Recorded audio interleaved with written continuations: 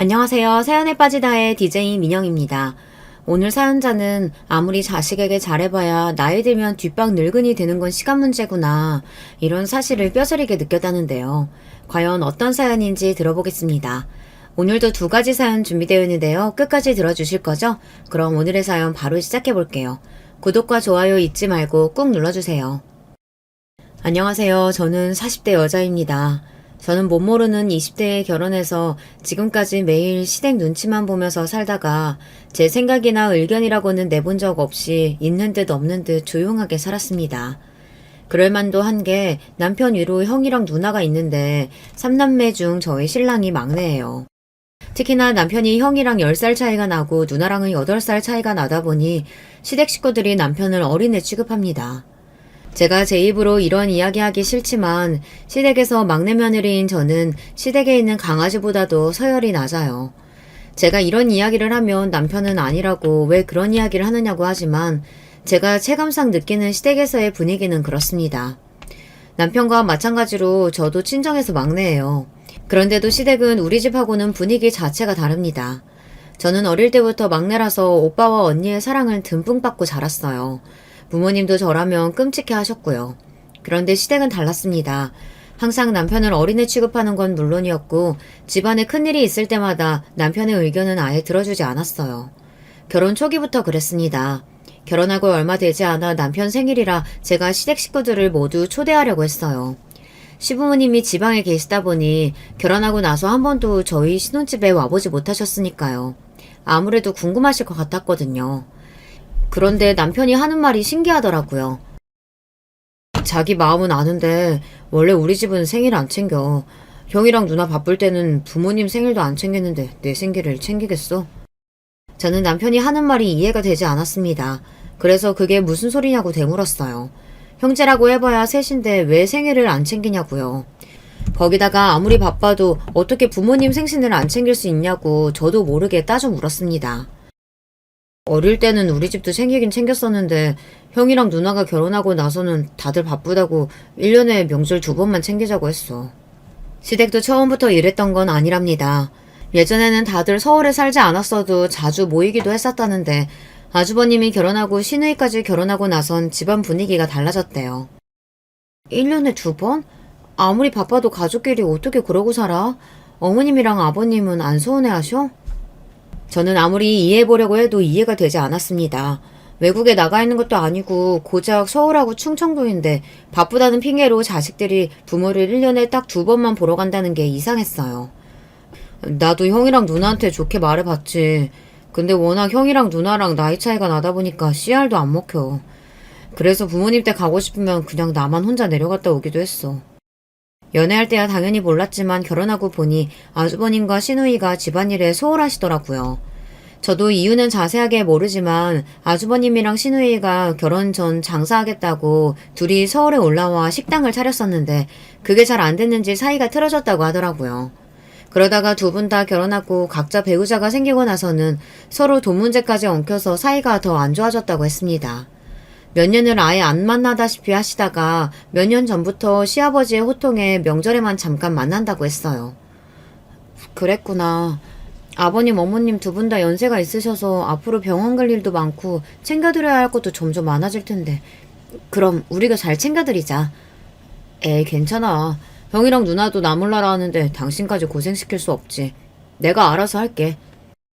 남편은 저에게 미안해서 본인이 알아서 하겠다고 했지만 저는 그렇게 생각하지 않았습니다. 며느리도 자식인데 제가 도울 수 있는 일은 도와야 한다고 생각했어요.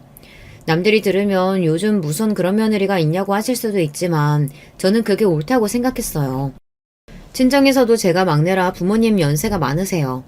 친정 부모님이 퇴직하시고 지방으로 귀농하셨었는데 몇 년 만에 다시 서울로 올라오셨어요. 젊어서도 안 하던 농사일을 하려니 여기저기 아프기 시작해서 병원 갈 일이 자주 생겼는데 지방에 있으니 큰 병원에 다니려면 서울에 자주 올라와야 하더라고요. 한 번은 그런 적도 있었습니다. 친정어머니께서 열감기가 나서 약을 먹고 잠들었는데 새벽에 열이 40도까지 올라서 경계까지 하신 거예요. 옆에 계시던 친정아버지가 당황해서 곧바로 119에 연락을 했는데도 주변에 큰 병원이 없어서 큰일 날 뻔한 적도 있었어요. 그때 친정부모님은 실컷하고 놀라셔서 바로 시골집을 처분하고 서울로 다시 올라오셨어요. 그때 일을 겪고 나니 어르신들도 연세가 들고 나면 자식들의 보살핌이 꼭 필요하구나 라는 생각이 들더라고요. 병원도 병원이지만 요즘은 다 디지털 시대다 보니 어디를 가나 핸드폰을 필요로 하고 주문조차도 기계로 해야 하잖아요. 자식이 아니면 누가 어르신들을 도와주겠어요. 아주버님이나 시누이도 나이가 많으니 저와 남편이 하는 게 맞는다고 생각했어요. 남편의 부모님이면 제 부모님이나 마찬가지니 말로만 하지 말고 알아서 잘 챙겨드려야지 마음먹었습니다. 그런데 시댁 분위기는 제가 생각한 것보다 더 심각했어요. 남편 말이 농담인 줄 알았는데 정말로 명절이 아니면 식구들끼리 연락도 잘 안 하더라고요. 남편은 그렇지 않아요. 가족들과 자주 어울리고 부모님도 자주 만나러 가고 싶어서 아주버님과 시누이 사이를 풀어보려고 했는데 잘 안 된다고 하더라고요. 나이도 어리고 막내다 보니 남편이 아주버님이나 시누이에게 이야기를 해도 둘 다 듣지도 않을 뿐더러 시부모님도 자식들 사이가 돈 때문에 안 좋아지게 된 꼴을 보기 싫다고 와서 싸울 바에야 차라리 오지 말라고 하시나 보더라고요. 그랬으니 동생 생일 같은 건 당연히 관심이 없었죠. 저는 아무리 그래도 결혼하고 처음 맞이하는 남편 생일인데 이대로 넘어가기 아쉬워서 제가 따로 시누이에게 먼저 연락을 드렸습니다. 남편 생일 겸 집들이를 하려고 하는데 시간이 언제쯤 괜찮으신가 해서요. 그런데 시누이의 반응이 놀라웠습니다. 올케는 젊어서 그런가? 사는 게 마냥 신이 나는가 봐. 근데 어쩌지? 난 아니야. 이 나이까지 먹고 살겠다고 바등바등 아주 생일이고 뭐고 그런 거 챙길 여유 없어. 저는 집안에 새로 들어온 일원으로서 가족들과 가깝게 지내보려고 노력한 건데 뭔가 굉장히 잘못한 기분이 들었습니다.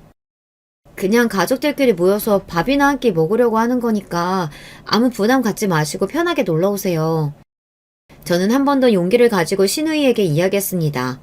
그런데 시누이는 오히려 그런 제가 답답하다는 듯 한숨을 몰아쉬었어요. 올케는 눈치도 참 없네. 나랑 오빠랑 사이 안 좋다는 얘기 못 들었어?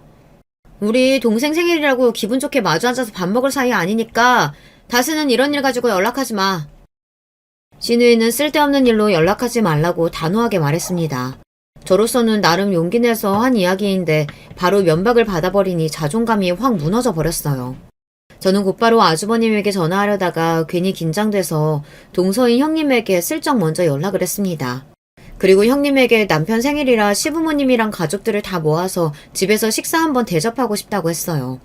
그러자 형님께서 한숨을 한번 몰아쉬더니 머뭇거리다가 말을 꺼내시더라고요. 동서 마음 모르는 거 아닌데 괜한 일 하지 마. 이제 동서도 우리 식구니까 내가 하는 말이야. 우리 시댁 보통 집안 아니야.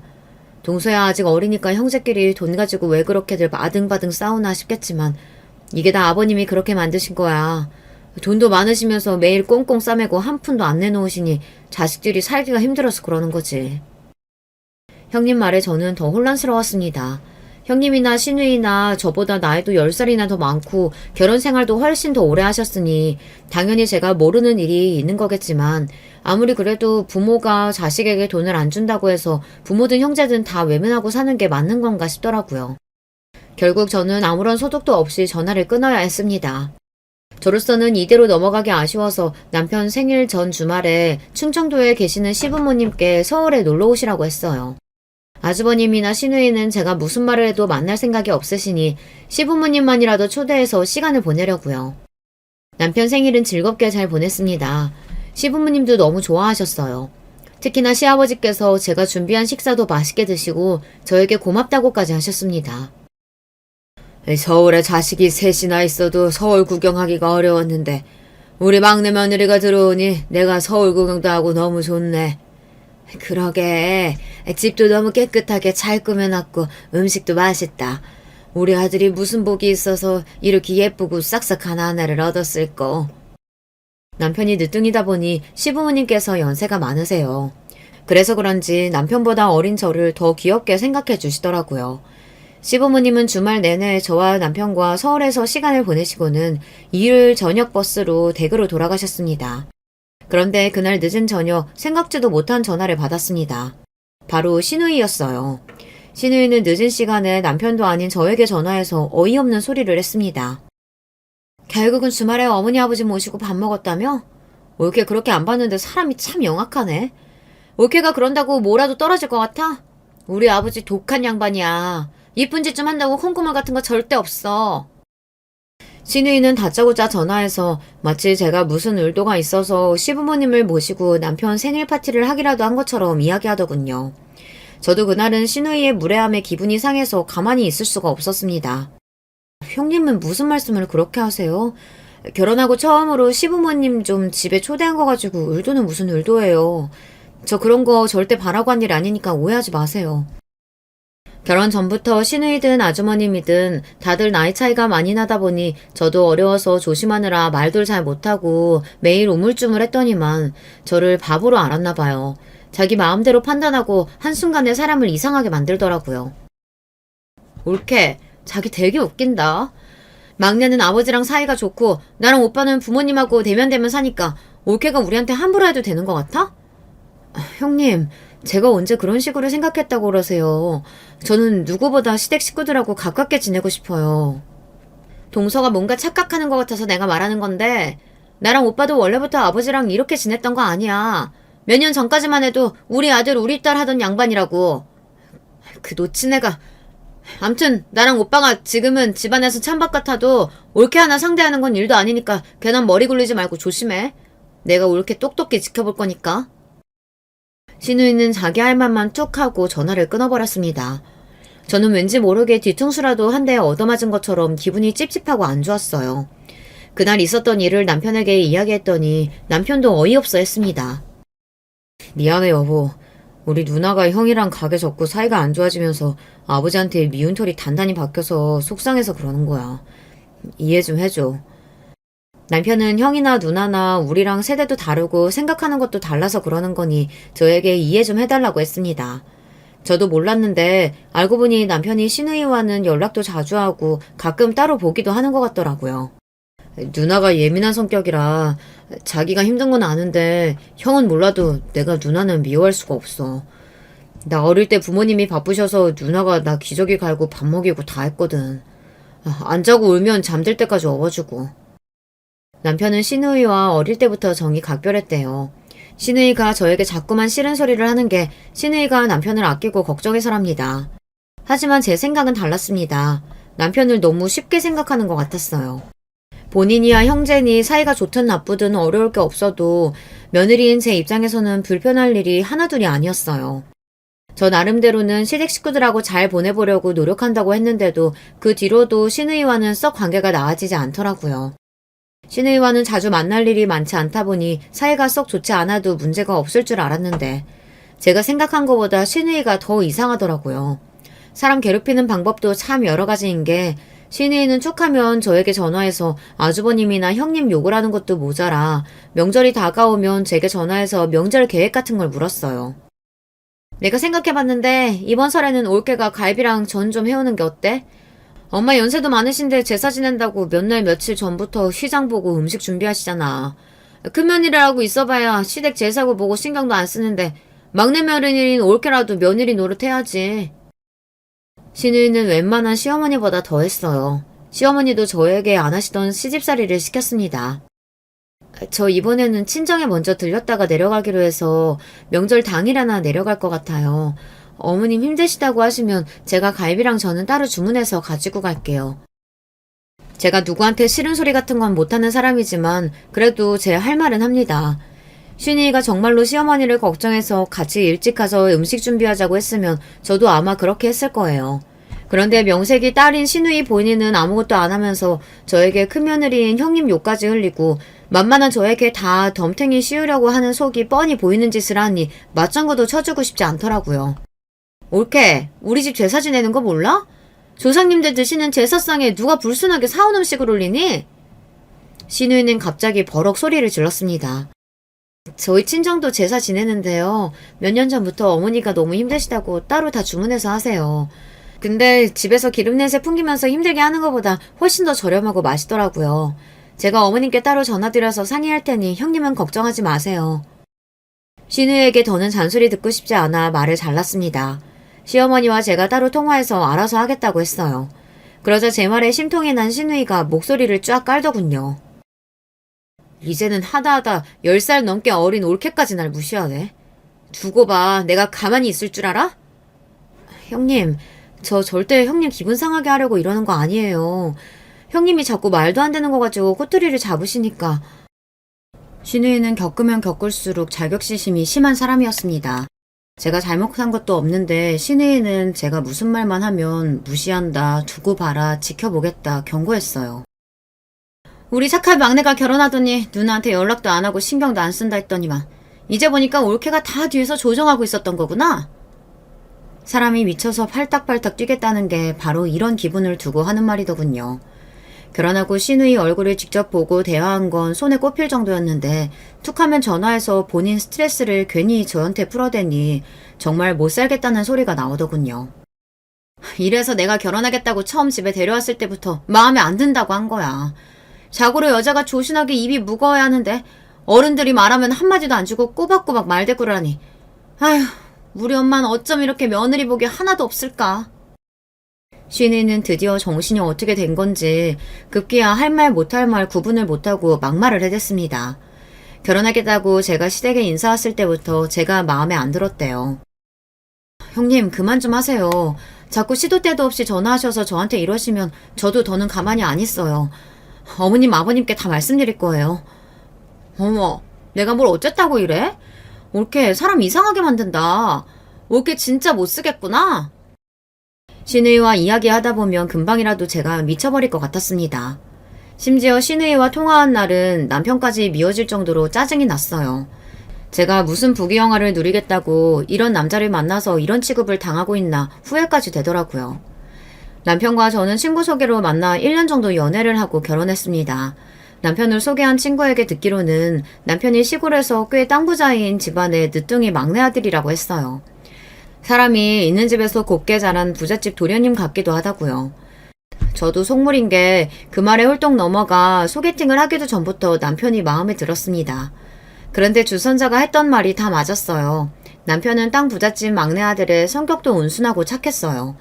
연애하는 1년 동안 남편이 사소한데 화내는 모습을 한 번도 본 적이 없습니다. 저도 형제가 많은 집의 막내로 자라서 워낙 성격이 밝고 싫은 소리를 못해요. 그러다 보니 저와 남편은 성격이 잘 맞아서 결혼하고도 부부싸움을 해본 적이 없었어요. 그런데 그런 남편이 시댁에만 가면 신우이와 아주버님 때문에 화가 나서 참기 힘들어 하더라고요. 그런데 저도 이해가 되는 게 신우이와 아주버님이 심하긴 해요. 1년에 딱 2번 명절에만 만나는데도 시부모님이 있는 앞에서 언성을 높이고 싸웁니다. 싸우는 이유는 항상 돈 때문이에요. 저는 아주버님과 신우이가 동업을 한 줄 알았는데 동업을 한 건 아니고 아주버님이 하는 식당에서 신우이가 일했나 보더라고요. 그런데 신우이가 월급 말고도 자꾸만 돈을 가불해서는 일도 제대로 안 하고 사람들 앞에서 사장 신용까지 하니 아주버님이랑 사이가 안 좋아졌나 보더라고요. 너 그때 가불해서 간 700은 도대체 언제 갚을 거냐?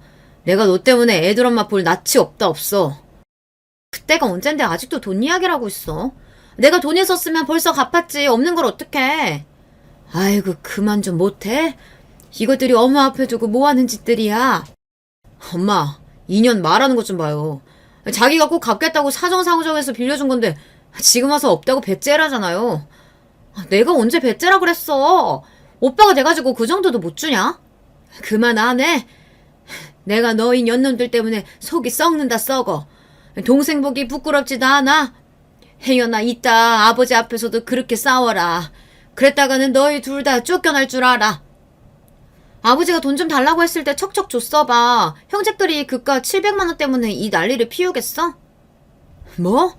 이게 뚫린 입이라고 함부로 말하는 것 좀 봐. 너희 아버지가 돈을 안 줬어? 너희들이 주는 족족 다 날리고 쓸데없는 데다가 쓰니까 다시는 안 주겠다고 한 거 아니야? 제가 시집 오기 전의 일이라 저는 몰랐었는데 알고 보니 시아버지가 처음부터 자식들에게 재산을 안 주려고 숨겨두신 건 아니더라고요. 아주버님이랑 신우이가 결혼할 때 서울에 아파트도 한 채씩 해주고 처음 식당을 열 때 투자도 해주셨는데 둘 다 그걸 다 날렸대요. 아주버님은 식당만 3번 해서 다 망해먹었고 신우이는 전 남편이 사기를 당해서 아파트를 날리고 빚까지 져서 이혼하고도 그 빚을 갚느라 꽤 고생했나 보더라고요. 도와줘도 매번 같은 꼴을 보니 시아버지도 질려서 더는 자식들에게 돈을 주지 않으신 거죠. 저 같아도 그랬을 것 같아요.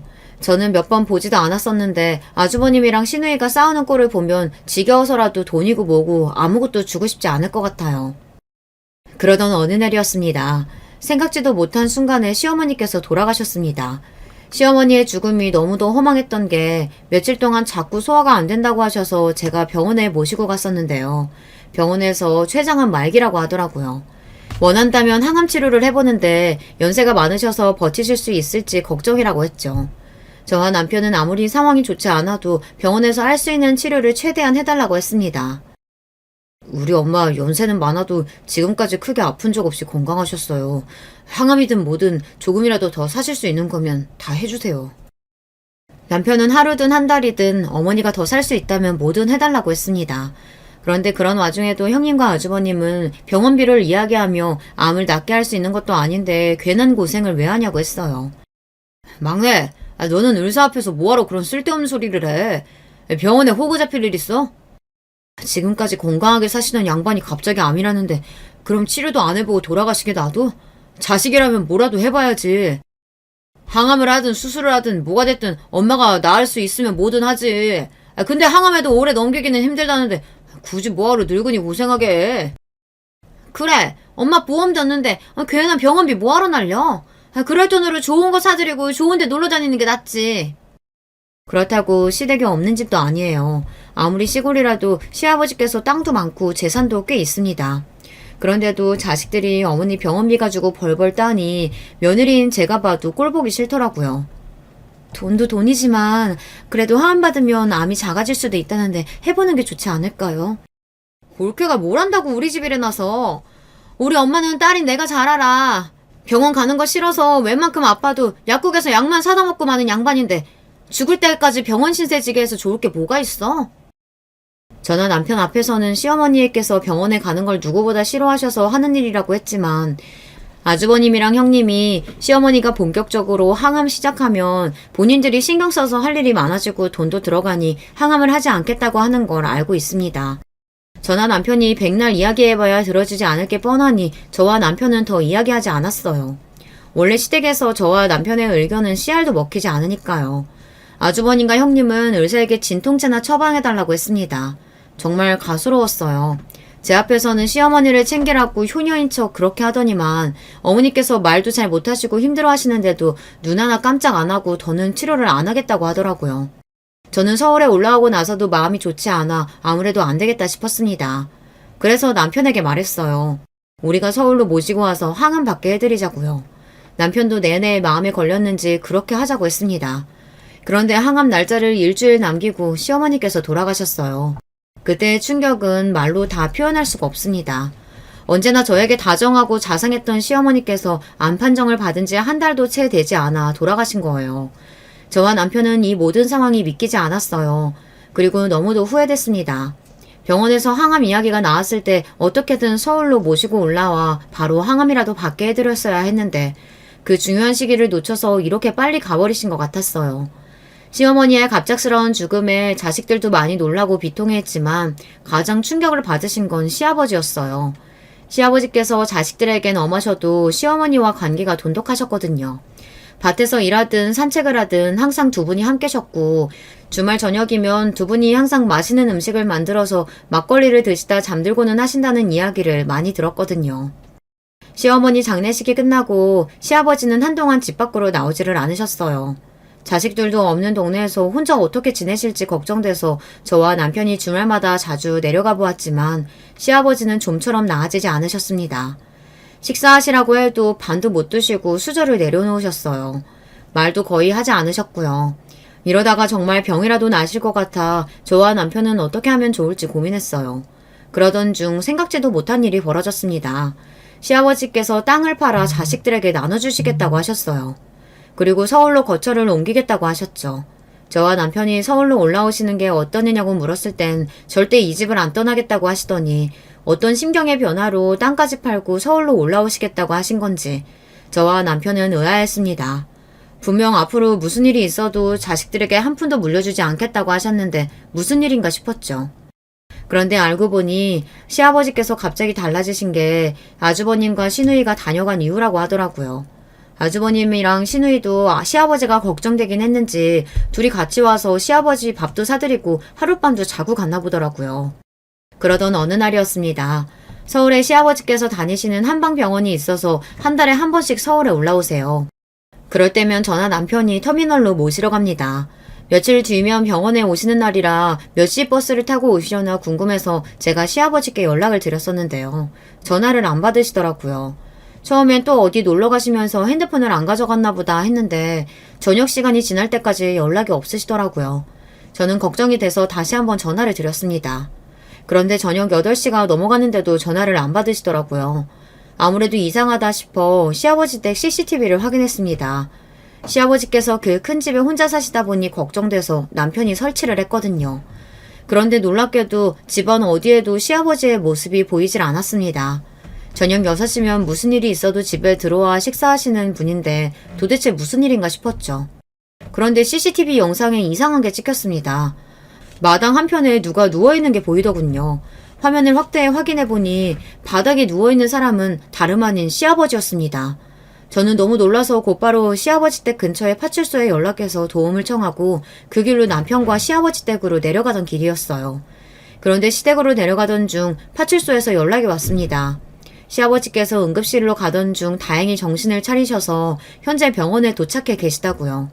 보호자분은 언제 도착하시냐 그래서 곧 도착한다고 이야기를 할 참이었죠. 그런데 그때였어요. 옆에 계시던 시아버지께서 경찰관의 전화를 빼서 받았습니다. 나 지금 당장 김 원장네 병원으로 옮길 거니까 너희들이 나 좀 서울로 데려가라. 시아버지는 다짜고짜 서울에 다니는 한방병원으로 데려가달라고 하셨어요. 저희는 갑자기 쓰러지셨으니 병원에서 이것저것 검사를 해봐야 한다고 했지만 시아버지는 무조건 가겠다고 하셨습니다. 저와 남편이 검사부터 하고 가자고 했지만 시아버지는 완강했습니다. 내 병은 내가 잘 알아. 김 원장네 병원 가면 알아서 해줄 거야. 잔말 말고 그 병원에 데려다줘. 시아버지의 고집을 누가 이기겠어요. 저와 남편은 시아버지 말씀대로 시아버지를 모시고 서울의 한병병원으로 향했습니다. 시아버지께서 진작 원장님과 따로 통화하셨는지 병원에 도착하자마자 바로 입원 준비를 해두셨더라고요. 시아버지 입원 수속을 마치고 나서야 정신이 나서 그제야 아주버님과 시누이에게도 연락했습니다. 그런데 두 분 다 누가 형제 아니랄까봐 반응이 아주 똑같더군요. 아니 죄수씨, 서울까지 올라가는 동안은 뭘 하다가 이제 와서 전화를 해요. 그리고 연세도 많은 양반이 갑자기 쓰러졌다는데 제대로 검사도 안 하고 무작정 서울로 모시고 오면 돼요? 그러게. 노친네 병원에 갑자기 입원하면 누구더러 돌보라고 대책도 없이 병원부터 입원시켰대. 시아버지께서 입원하신 한방병원이 아주버님 댁에서 가까워요. 그래서 그런지 아주버님과 형님 본인들에게 귀찮은 일이 생길까봐 그러는지 짜증부터 냈습니다. 아주머님도 아버님 성격 아시잖아요. 무작정 서울로 가자고 하는데 저희가 어떻게 말려요. 시누이도 마찬가지였습니다. 본인들은 일주일에 한 번도 시아버지께 안부 전화도 잘 안 해서 쓰러지신 것도 모르고 있었으면서 오히려 저에게 연락을 빨리 안 했다고 짜증을 내더라고요. 아버지는 갑자기 왜 쓰러지신 거라는데 병원에선 뭐래? 아버지께서 우리 걱정할까봐 말을 안 하셨는데 얼마 전부터 자꾸 손이 떨리고 머리도 어지럽고 앉았다 일어날 때 다리에 힘도 잘 안 들어가셔서 병원에서 검사하셨대요. 그런데 병원에서 뇌졸중 증상이 있다고 했다나 봐요. 당시에는 심각하지 않아서 약만 받아왔는데 오늘 오전에 밭 좀 보러 나가시다 갑자기 어지러워서 바닥에 주저앉았는데 그대로 쓰러지셨다고 하더라고요. 그랬습니다. 시아버지는 몇 달 전부터 몸에 이상을 느끼고 서울에 올라왔을 때 검사를 받으시긴 했나 봐요. 약만 먹으면 증상이 좋아질 줄 알았는데 연세도 있으시고 혼자 지내시며 식사도 잘 안 하시고 약주만 드시니 건강이 악화되나 보더라고요. 뭐? 뇌졸중? 어머, 우리 아버지 어떡해? 올케는 매일 아버지 모시고 병원 다니면서 그렇게 생색을 내더니 우리 아버지 아픈 것도 몰랐던 거야? 또 시작이었습니다. 시누이는 시아버지께서 아픈 걸 몰랐냐며 저에게 따져 물었습니다. 시누이의 행동에 기가 차고 어이가 없어서 웃음이 다 튀어나왔어요. 형님, 저도 며느리지만 형님은 딸이에요. 형님이 모르는 걸 제가 어떻게 알아요? 시누이 성격을 모르는 것도 아닌데 저도 괜히 시누이와 실랑이 하고 싶지 않았습니다. 하지만 시댁에 무슨 일이 생겼다 하면 만만한 저에게 지랄을 하니 더는 받아주고 싶지 않았어요. 그렇게 시아버지의 입원 생활이 시작됐습니다. 처음엔 금방 회복하시고 퇴원하실 줄 알았는데 생각보다 시일이 길어졌어요. 문제는 입원해 있는 기간이 길어질수록 시아버지의 상태가 좋지 않았다는 겁니다. 입원한 지 2주가 지났을 때예요. 병원에서 급하게 연락이 왔는데 시아버지께서 상태가 너무 좋지 않으니 가족들이 오셔야 한다고 했죠. 저와 남편이 며칠 전 주말 갔을 때만 해도 눈을 맞추고 대화도 나눴는데 며칠 새 잘 걷지도 못하시고 눈만 깜빡거리고 계시더라고요. 불러도 대답도 안 하시고 가족들도 하나도 못 알아보고 멍하니 허공만 바라보고 계셨어요. 우리 아버지 갑자기 왜 이래요? 왜 날 알아보지도 못하고 눈도 제대로 못 뜨는 건데? 며칠 사이 급격하게 변한 시아버지의 상태에 가족들 모두는 충격에 빠지고 말았습니다. 병원에 입원할 때까지만 해도 말씀도 하시고 가족들에게도 말도 했었는데 며칠 사이 눈도 잘 못 뜨는 건 물론이고 자식들 얼굴도 알아보지 못했어요.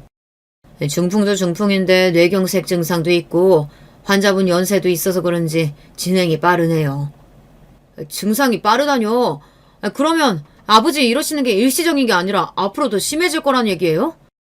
네, 지난 2주 동안 여러 가지 치료를 진행했는데 효과가 거의 미비하다고 보셔야 돼요. 아마 환자분은 빠른 시일 내에 누워만 계시게 될 겁니다. 연세가 많으셔서 더 이상의 치료는 의미가 없을 거라는 원장 선생님의 극단적인 이야기에 남편은 어지러운지 몸을 비틀거렸습니다. 남편의 그런 모습을 처음 본 저도 놀라서 얼른 남편을 부축했어요. 원장님, 저희 아버지 잘 아시잖아요. 갑자기 이렇게 쓰러지실 분이 아니에요. 제발 좀 도와주세요. 남편은 인정할 수 없다며 원장에게 도와달라고 애원했습니다. 저도 잘 알죠. 이 연세까지 운동도 열심히 하시면서 관리 잘 하신 거예요. 하지만 저도 더는 할 수 있는 일이 없네요. 죄송합니다. 바로 얼마 전까지만 해도 시아버지는 80이 넘은 연세에도 새벽이면 일어나서 동네 한 바퀴 산책하시고 가까운 거리는 자전거를 타고 다니실 정도로 건강하셨어요. 그랬던 분이 하루아침에 저렇게 달라지시니 가족들 모두가 당황스러웠습니다. 남편이 끝까지 원장 선생님에게 방법이 없냐고 조르자 몸에 자극을 주는 도수치료는 계속 받을 수 있는데 아마 크게 효과는 없을 거라고 했어요. 그거라도 해주세요. 아버지 전처럼은 아니더라도 자식들 이름은 부를 수 있게 해주실 수 있잖아요. 눈물까지 흘리며 어쩔 줄 몰라 하는 남편을 저는 애써 위로했습니다. 시어머니께서 돌아가셨을 때도 남편은 실신할 정도로 충격을 받았었어요. 저는 혹여나 남편이 또 쓰러지기라도 할까봐 걱정됐습니다. 시아버지에 대한 걱정도 잠시 현실적인 문제에 직면했습니다. 그럼 도수치료라도 더 해보겠다고 원장이 말을 하고 병실을 나가자 간호사가 들어왔어요. 입원 시일이 길어져서 중간 정산을 해야 한다고 하더라고요. 그런데 그때 아주버님도 시누이도 아무도 대답을 안 하고 우물쭈물하고 있었어요. 아주버님도 시누이도 변한 게 하나도 없었습니다.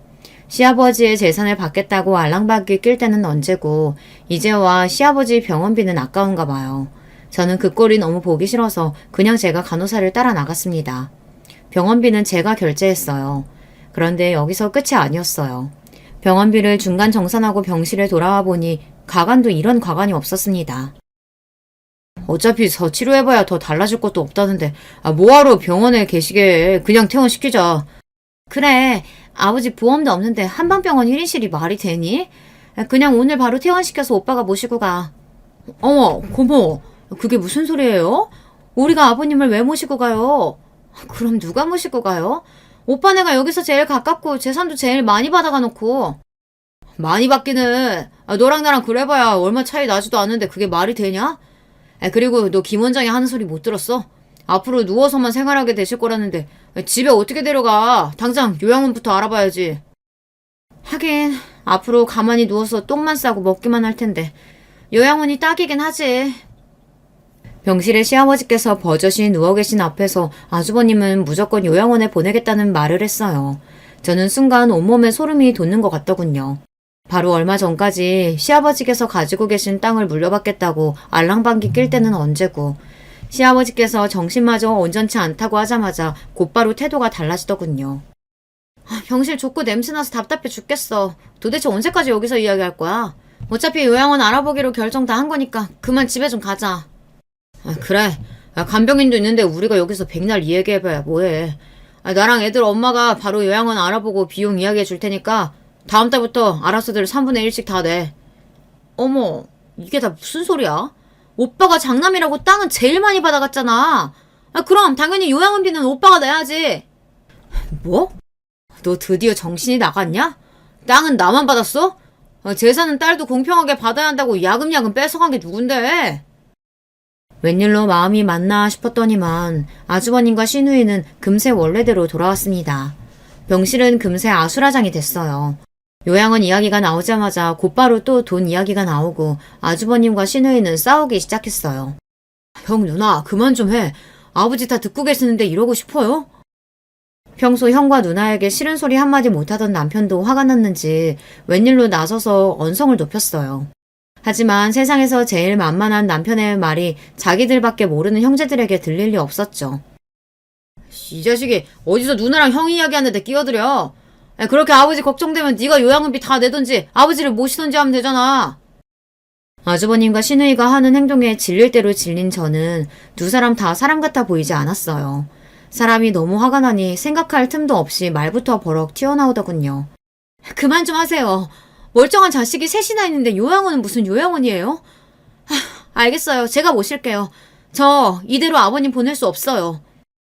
저도 왜 그랬는지 모르겠습니다. 바짝 마른 몸으로 눈도 못 뜨고 병실에 누워 계신 시아버지의 모습을 보는데 도저히 발이 떨어지지 않더라고요. 제가 결혼하고 지금까지 돌아가신 시어머니나 시아버지에게 특별히 잘한 것도 없는데 시아버지는 저에게까지 땅을 물려주시겠다고 하셨어요. 물론 재산 좀 받았다고 모시겠다는 건 절대 아니에요. 며느리까지 자식들하고 똑같이 대우해 주시겠다는 시아버지의 마음이 감사하기도 하고 지금까지 시아버지께서 저를 챙겨주셨던 걸 생각하면 앞으로 남은 생 제가 챙겨드려도 되겠다는 생각이 들더라고요. 그런데 그 순간 믿기지 않는 일이 벌어졌습니다. 멍한 얼굴로 병실에 누워만 계시던 시아버지께서 갑자기 침대에서 벌떡 일어나셨어요. 그 모습에 너무 놀라서 순간 시아버지가 좀비로 변하기라도 한 건가 싶었습니다. 그 정도로 놀라서 눈알이 튀어나오는 줄 알았어요. 그런데 더 놀라운 건 시아버지께서 조금 전과는 달리 너무도 멀쩡하게 말을 했다는 겁니다. 내가 이럴 줄 알았다. 니놈들이 변했을 리가 없지. 망할 놈들. 땅 준다고 했을 때는 온갖 가먼이설로 사람을 다 휘감아 놓더니만 배은망덕한 놈들. 감히 나한테 거짓말까지 해? 아버지, 분명 준풍이라고 했는데 어떻게 이렇게 멀쩡하세요? 지금 이 상황에 내가 멀쩡한 게 문제냐? 이 자식아! 막내가 내 땅 노리고 잘하는 거라고 애미가 뒤에서 다 조정하는 거라고 하더니만 그래, 내가 애초에 믿지도 않았어. 시아버지의 행동에 저와 남편은 둘 다 눈이 휘둥그레져서 말문이 턱 막혔습니다. 시아버지는 멀쩡해도 너무 멀쩡했어요. 어찌됐든 다 떠나서 너무 다행이다 싶었습니다. 그때였습니다. 너무도 멀쩡하게 저에게 다가온 시아버지께서 저와 남편의 손을 지그시 잡았어요. 저 년놈들이 헛소리해서 하마터면 내가 깜빡 속을 뻔했지 뭐냐. 고맙다 우리 아들 우리 며느리. 이제 나한텐 너희뿐이다. 저는 도대체 이게 다 무슨 일인가 싶었어요. 그런데 알고 보니 시아버지께서 다 꾸민 일이라네요. 알고 보니 시아버지께서 갑자기 서울에 올라오겠다고 하신 게 아주버님과 시누이의 작품이었더군요. 시어머니께서 돌아가시고 나서 장례식장에서부터 아주버님이랑 시어머니가 둘이 짝짝꿍을 하더니만 어느새 다시 가까워져서는 같이 식당을 다시 하려나 했나 봐요. 그것도 이번엔 아주 작정하고 크게 말이죠. 아주버님이나 시누이나 둘은 자금이 없으니 이 김에 시아버지에게 땅을 팔게 할 작정으로 남편과 저를 이용한 겁니다. 아버지, 저도 막내에 대해서 이렇게 말하고 싶지는 않은데 애가 장가가더니만 아주 이상해졌어요. 제가 괜히 분란 만드는 것 같아서 차마 말씀 못 드렸는데 어머니 돌아가시기 전에 병원에서 항암하면 어머니 좀 더 사실 수 있다고 했는데도 그걸 글쎄 우리한테도 일절 이야기 안 하고 더 방법 없다고 그냥 약만 드시게 한 거더라니까요. 뭐? 그게 진짜야? 아버지, 우리가 이런 거 가지고 거짓말을 뭐하러 하겠어요. 우리도 어머니 돌아가시고 나서야 알아서 얼마나 속상했는데. 말도 안 돼. 우리 순진한 막내놈이 그럴 리가 없어. 우리 막내가 어디 그러래야. 아버지가 예뻐하는 그 막내 며느리가 우리 착한 막내 뒤에서 다 조종하는 거지. 그 여우 같은 것들이 아버지한테도 괜한 짓 하기 전에 이제 현실을 보시고 자식들 말 좀 들으세요. 이참에 시골집이며 땅 다 팔고 서울로 올라와서 자식들 곁에 사시면 아버지도 좋잖아요. 그래요. 자식들이 다 서울 사는데 아버지 연세에 어떻게 혼자 살아. 제가 우리 집 근처에 좋은 집으로 알아볼 테니까 걱정하지 말고 서울 올라오세요. 시누이와 아주버님은 본인들이 한 짓을 저에게 덤탱이 씌운 것도 모자라서 시아버지의 재산까지 노리고 서울로 모셔오겠다고 한 겁니다. 다시 생각해도 사람 같지 않아요. 남도 아니고 가족을 상대로 어떻게 저럴 수가 있을까요?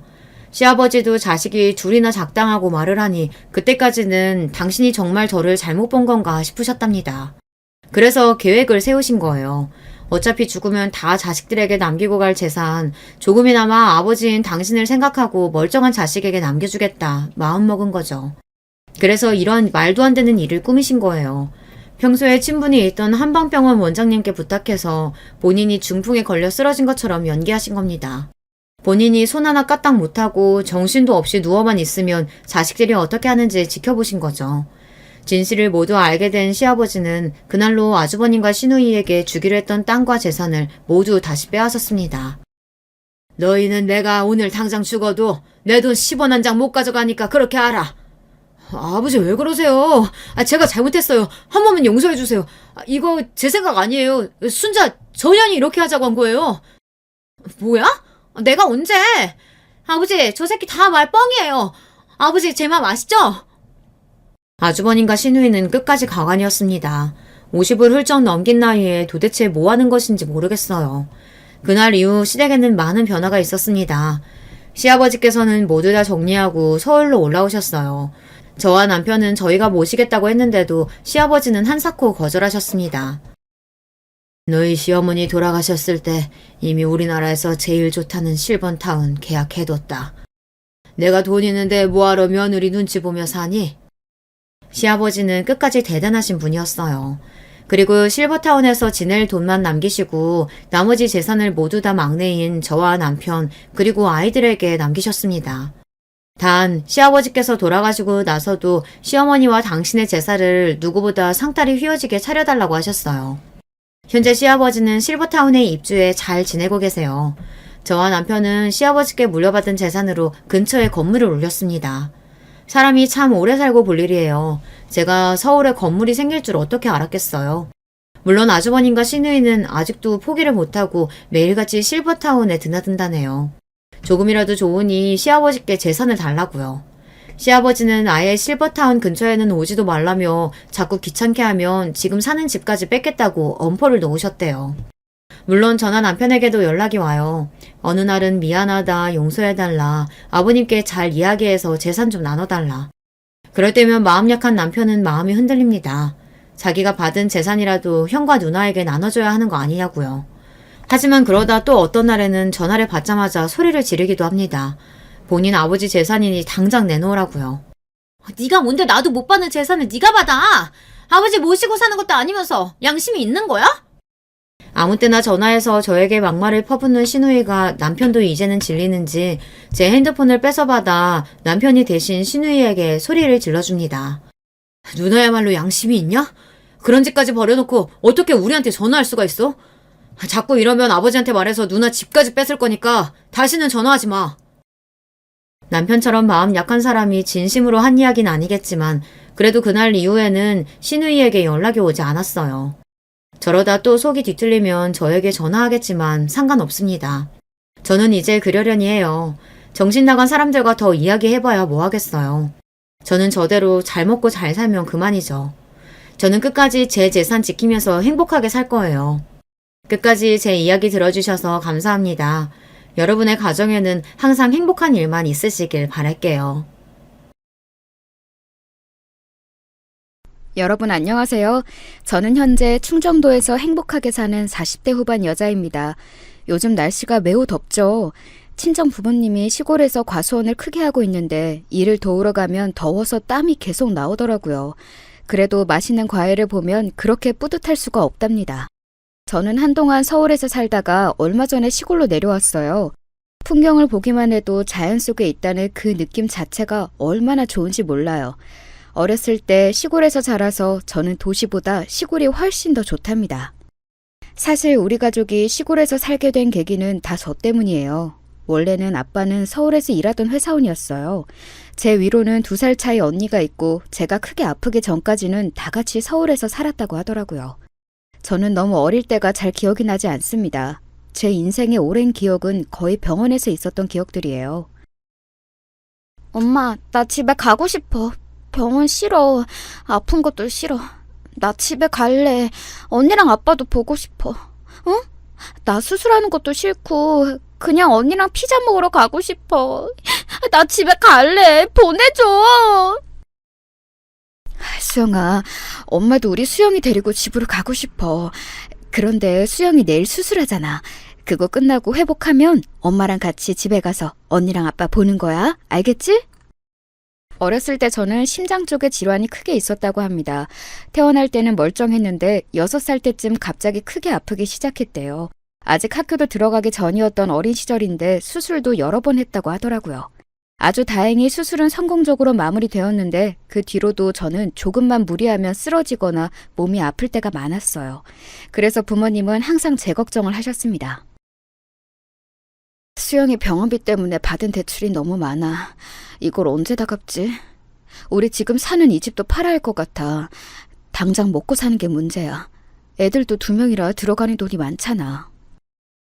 여보, 우리 그럼 시골로 내려가는 거 어때? 수영이 건강 문제만 봐도 도시보다 시골이 훨씬 좋잖아. 공기 좋은 곳에서 살면 수영이한테도 좋고 어머니 돌아가시면서 집이 비워져서 거기로 가도 되니까 돈도 아낄 수 있어. 무사히 수술이 끝난 것은 다행이었지만 제 병은 우리 집에 어마어마한 빚을 가져왔습니다. 워낙 큰 수술이라 수술비도 비쌌고 입원도 오래 했기 때문에 아빠가 혼자 벌어오는 돈으로는 서울에서 사는 것이 힘들었다고 해요. 마침 그때가 시골에 살던 할머니가 돌아가셔서 집이 비워진 상태였습니다. 제 건강을 위해서라도 그리고 현실적인 경제적 문제를 봐서라도 우리 가족은 시골로 가는 게 옳은 선택이었죠. 그렇게 시골로 내려간 저희는 행복하고 소박하게 살았습니다. 부모님은 작게 밭에서 농사하고 과수원도 하셨어요. 수영아, 집에 가자.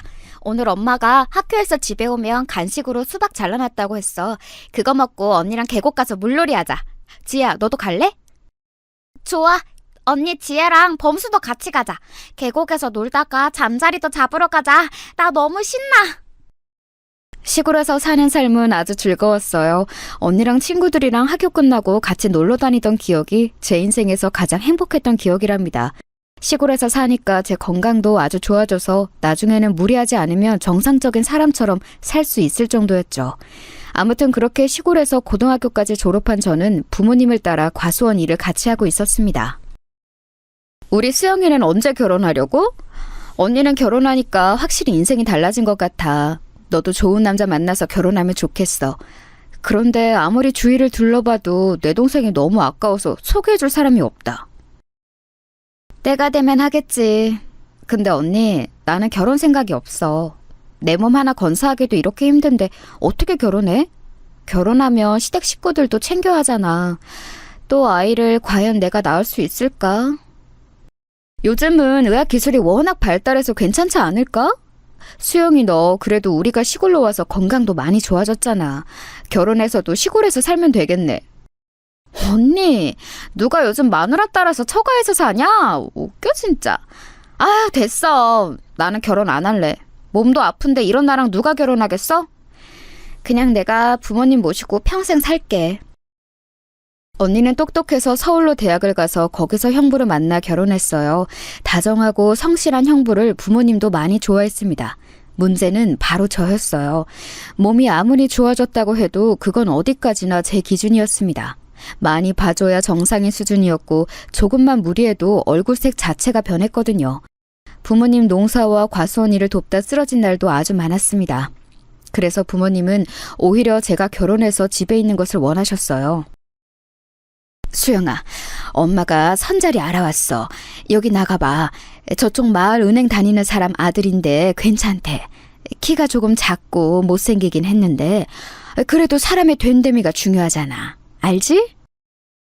아유, 나는 결혼 안 해도 된다니까. 그냥 이렇게 엄마랑 아빠랑 평생 살 거니까 그런 줄 알아.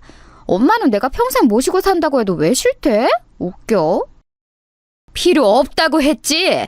엄마랑 아빠가 너보다 더 튼튼하고 사진 멀쩡한데 뭘 모셔? 그냥 평범하게 결혼해서 가정주부를 살아. 응? 엄마는 네가 평온한 인생을 살길 바란다고. 부모님은 계속해서 선자리를 들고 오셨는데 저는 결혼하고 싶은 마음이 들지 않았습니다. 그래서 그렇게 몇 년을 거절하고 혼자 살았는데 그런 제가 결혼까지 하게 된 사건이 발생했습니다. 언니를 보러 서울에 갔다가 길을 잃었는데 어떤 남자 한 명이 제가 터미널까지 갈 수 있게 도와주었어요. 아, 여기로 가세요? 이 지역이 마침 우리 엄마 고향이라 저도 알거든요. 이렇게 보니 반갑네요. 이것도 인연인데 우리 커피라도 한 잔 마실래요? 아, 네, 좋아요. 이 지역이 작아서 아는 사람도 별로 없는데 진짜 신기하네요. 아, 제 이름은 박수영이에요. 성함이 어떻게 되세요? 저는 지금 부모님 일을 돕고 있어요. 저는 김민석입니다. 서울에 있는 회사에서 사무직으로 일하고 있어요. 만나서 반갑습니다. 알고 봤더니 그 남자의 어머니 고향이 제가 살던 동네였어요. 그렇게 마주 앉아 얘기하는데 시간 가는 줄 모르겠더라고요. 평생 결혼하지 않을 거라고 떠벌리고 다녔던 저는 결국 이 남자와 사랑에 빠져 결혼까지 단번에 하게 되었습니다. 엄마는 수영이 네가 결혼한다니까 너무 행복해. 원래 이렇게 결혼 안 한다고 하는 애들이 먼저 간다니까. 우리 두 딸이 드디어 다 결혼하다니 이제 죽어도 여한이 없어. 그리고 시골에 사는 분들은 아시겠지만 원래 시골은 동네가 좁아서 모두가 다 아는 사이잖아요. 시어머니와 우리 엄마도 건너 건너 아는 사이였어요. 그래서 결혼도 차근차근 양가 반대 없이 진행되었습니다. 그렇게 저는 제가 평생 행복하고 평화롭게 살 줄 알았어요. 그런데 막상 결혼하니 완전히 반대였습니다. 남편은 삼형제 중 장남이었고 2명의 동생들은 이미 결혼한 상태였어요. 처음에는 남편이 겉모습도 멀쩡하고 직업도 사무직이라 안정적인데 왜 결혼하지 않았는지 의문이었습니다. 그런데 결혼하고 나니 그 이유를 알게 되었어요. 여보, 우리 부모님께 전화했어? 내가 안부 인사는 꼭 했으면 좋겠다고 했잖아. 결혼했으니까 사람의 도리는 해야지. 며느리가 먼저 전화하면 얼마나 시부모님이 좋아하시겠어. 안 그래? 그 이유는 바로 남편은 아주 지독한 효자였습니다. 결혼 전에도 부모님을 많이 챙기는 것은 알고 있었는데 이 정도일 줄은 몰랐어요. 남편은 안부 전화를 할 거면 본인이 하던가 꼭 저를 시키더라고요. 네, 어머님. 아, 그러셨구나. 네. 아, 맞아요. 우리 친정엄마도 그 소리 하더라고요. 어쩔 수 없는 현상 같아요. 네. 그럼 이번 주 주말에 남편하고 같이 찾아뵐게요. 네. 문제는 시어머니 전화를 한 번 하면 무조건 최소 1시간은 넘어갔다는 사실이에요. 전화를 끊으려고 하며 자꾸 다른 소리를 하셨습니다. 그러니 한 번 전화하면 저는 전화기를 붙들고 있어야 했어요. 제가 아무리 전업주부여도 집안일이 할 게 많은데 이런 식으로 시간을 뺏기니 곤란했습니다. 딱히 저에게 시집살이 하는 것은 없었는데 이런 점이 저를 힘들게 했어요. 이것도 뭐 참으라면 참을 수가 있었는데 문제는 동서들이었습니다. 저는 언니가 있어서 여자들과 지내는 게 오히려 남자들하고 지내는 것보다 훨씬 편했거든요. 그래서 내심 동서가 2명이나 있으니 며느리들끼리 잘 지내고 싶은 마음이 있었어요. 그런데 동서들은 이미 둘이 너무 친한 사이라 제가 끼어들기 힘들었습니다. 형님, 우리 시댁은 제사가 1년에 10번이에요. 원래 15번이었는데 저랑 동서랑 얘기해서 줄인 거니까 저희한테 고마워하셔야 해요. 아, 그리고 명절이나 제사 때는 전날에 미리 와서 음식 준비하는 게 이 집안 규칙이니까 미리 알고 계세요? 음식을 우리가 준비하는 거예요? 요즘은 다 사다 먹는다고 하던데 그렇구나. 제가 시골에서 올라와서 잘 모르니까 많이 알려주세요. 서울은 아주 어릴 때만 살았거든요. 시골 출신이라는 말은 저희도 들었어요. 저랑 작은 형님은 서울 토박이라 큰 형님이 참 신기해요. 시골에도 햄버거랑 피자 팔아요? 저는 살면서 서울을 벗어난 적이 없거든요. 시골에서는 진짜 주식이 감자랑 고구마예요? 우리 나중에 아이들 데리고 형님네 집으로 가도 되는 거죠? 애들 농촌 체험학습 어디로 갈까 했는데 형님네 집으로 가면 딱 좋겠네요. 아, 네, 오세요. 마침 우리 집에 농사도 짓고 과수원도 해서 아이들 오면 놀 거 많을 거예요. 언제든지 환영이에요. 동서들은 둘 다 서울 토박이었는데 은근히 저를 시골 출신이라고 무시하는 모습도 있었어요. 느낌상 우리 친정이 되게 가난하다고 생각하는 것 같더라고요. 그러는 본인들도 그렇게 여유롭게 사는 편은 아니었어요. 아무튼 결혼 생활이 제가 생각한 것과는 매우 달랐습니다. 그래도 친언니도 서울에 거주하니 그나마 다행이었어요. 문제는 여기서 또 발생했습니다. 당신 또 처형집에 갔다 왔어? 일주일에 도대체 몇 번을 가는 거야? 내가 그렇게 우리 집에 가자고 할 때는 피곤하다고 하더니 처형집은 왜 이렇게 자주 가? 언니가 나 기력 보충하라고 백숙 먹으러 오라고 해서 다녀왔어. 당신 것도 챙겨줘서 그거 들고 오느라 힘들었어. 시댁도 일주일에 한 번은 가잖아. 처형 집에 갈 시간에 우리 부모님 얼굴도 보고 와. 우리 엄마도 당신 먹으라고 반찬 많이 챙겨주잖아. 이런 시어머니 또 없다? 알겠어. 내가 시댁에 자주 가는 것처럼 당신도 우리 친정에 얼굴 비추고 그래. 매번 나만 효도를 하는 것 같잖아. 우리 부모님도 당신 얼굴 보고 싶다고 하더라. 나는 일하느라 바쁘잖아. 그리고 나도 당연히 처가 가고 싶지. 그런데 현실적으로 거리도 멀고 가려면 시간을 내야 하니까 그런 거잖아. 당신은 왜 매번 내가 우리 집 얘기를 꺼내면 그렇게 친정 얘기를 해? 사람 답답하게. 답답한 게 아니라... 됐다. 아니야, 내가 말을 잘못했네. 싸우지 말자. 다음에 내가 시댁에 가서 얼굴 비추고 올게. 연락도 서로 자주 하는 걸로 하자. 남편은 제가 언니네 집에 다녀오면 자꾸 시댁에도 방문하라고 했어요. 결혼한 며느리인 사연자분들은 제 마음을 이해하실 거예요.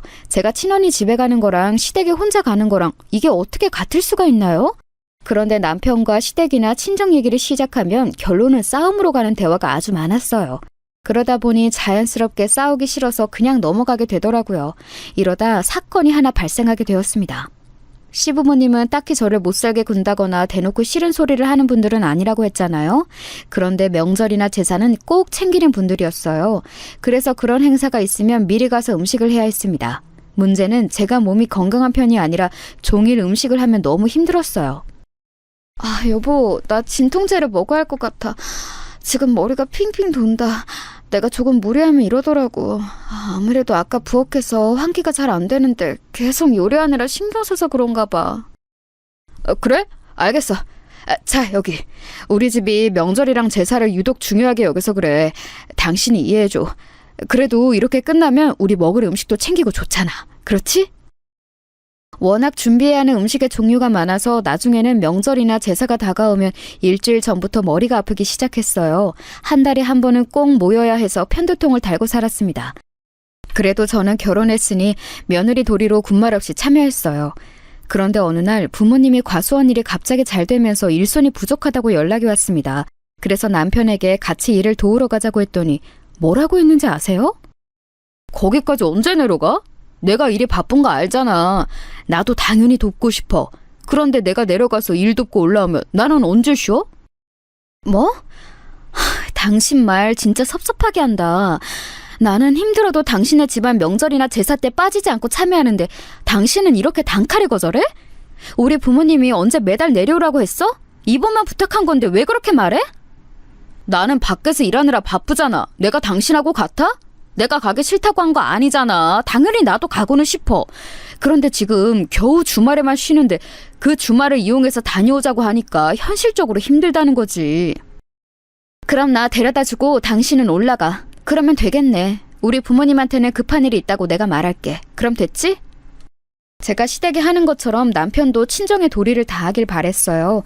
그런데 남편은 일이 바쁘다며 우리 친정 일에는 진심으로 돕지 않았습니다. 너무 속상했지만 언니에게 말했더니 남자들이 원래 그렇다고 저보고 참으라고 하더라고요. 그래서 혼자 친정에 가서 일을 도왔는데 너무 다행인 것은 친정 부모님께서 하던 과수원이 크게 성공했다는 거였습니다. 아니 엄마, 이게 다 뭐야? 우리 이렇게 주문이 많이 들어와?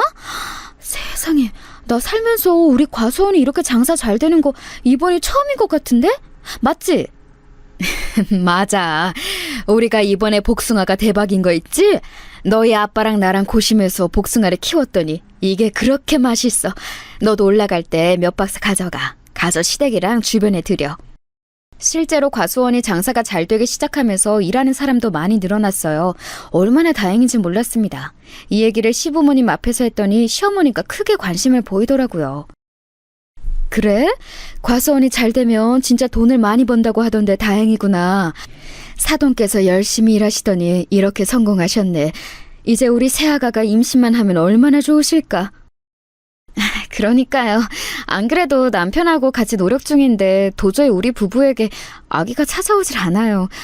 병원에서는 제가 몸이 약해서 그런 거라고 하던데 남편하고 요즘 시험관을 통해 가질까 생각하고 있어요. 시험관으로 가지면 몸이 더 약해지지 않을까? 몸에 무리가 가지 않도록 조심해라. 그나저나 세아가 이건 아들한테 비밀로 하고 들어주렴. 조심스러운데 돈을 좀 빌려줄 수 있겠니? 둘째 내가 이사 간다고 하던데 조금 보태준다고 말했거든. 그런데 지금 당장 돈이 없어. 어느 정도가 필요하세요? 저도 제가 일하는 건 아니라 친정 부모님께 따로 말씀을 드려야 해서요. 너무 많은 돈은 조금 곤란할 것 같아요. 많이는 아니고 딱 이사에 필요한 만큼이면 되는데 어떻게 안 되겠니? 일단 아들한텐 비밀로 해다오. 부모가 돈이 없어서 며느리에게 빌린다는 것을 알면 속이 어떻겠니?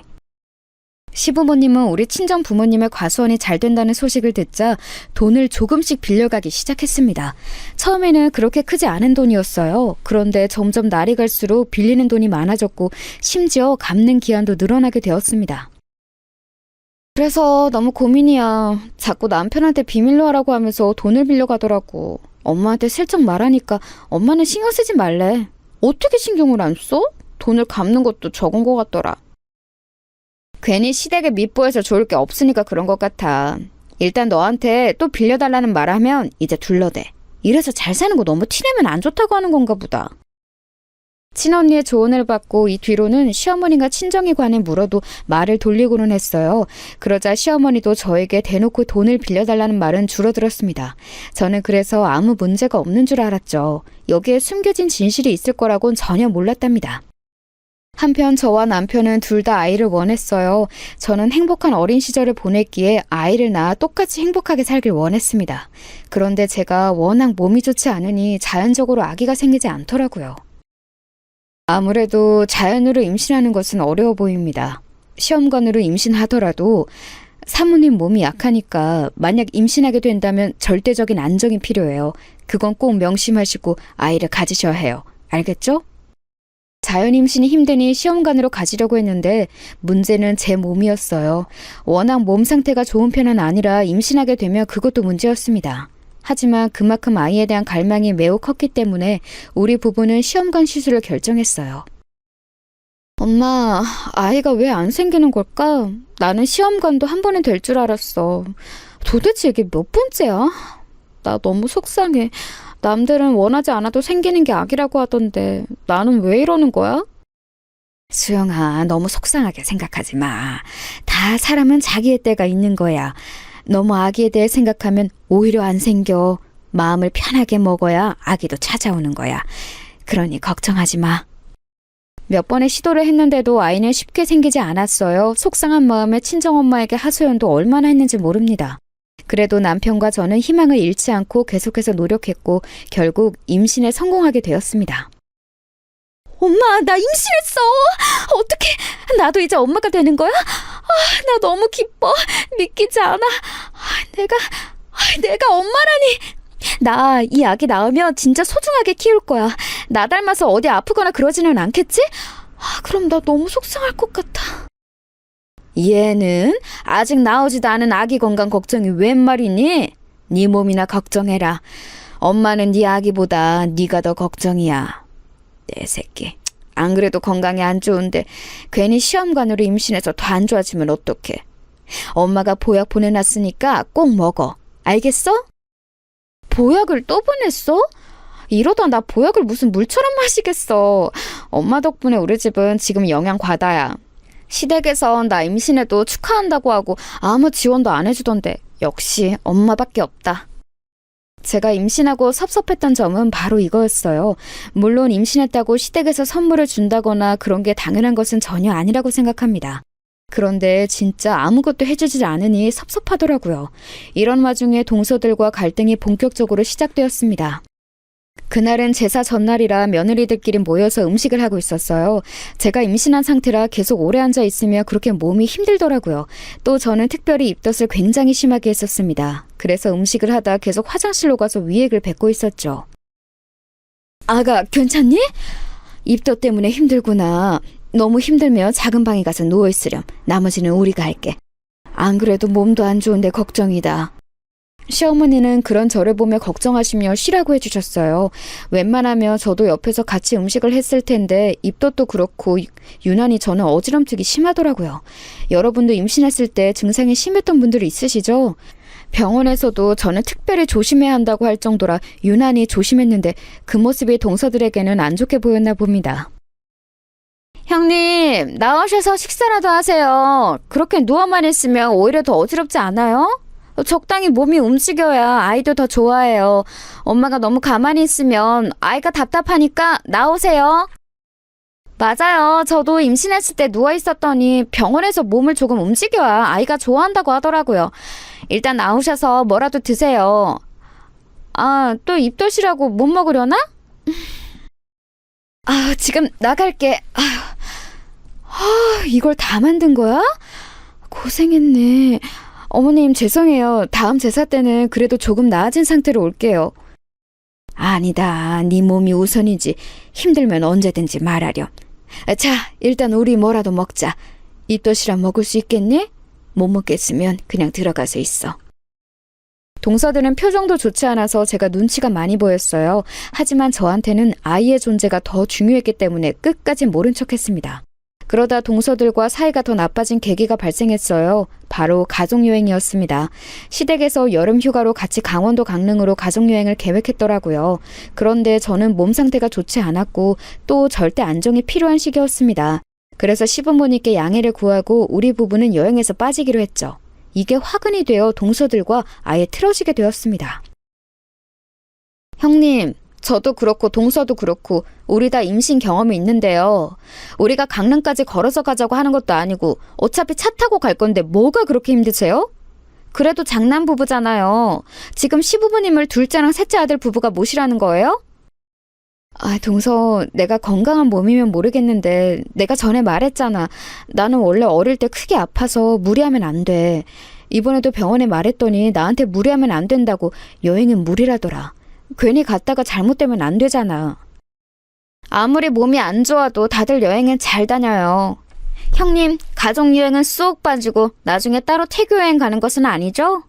이번에 안 가실 거면 비용은 내주셨으면 좋겠어요. 시부모님 비용을 형제들이 나눠내기로 했는데 형님네가 빠지면서 부담하는 비용이 늘었거든요. 우리 부부는 안 가는데 왜 돈을 내야 하는 거야?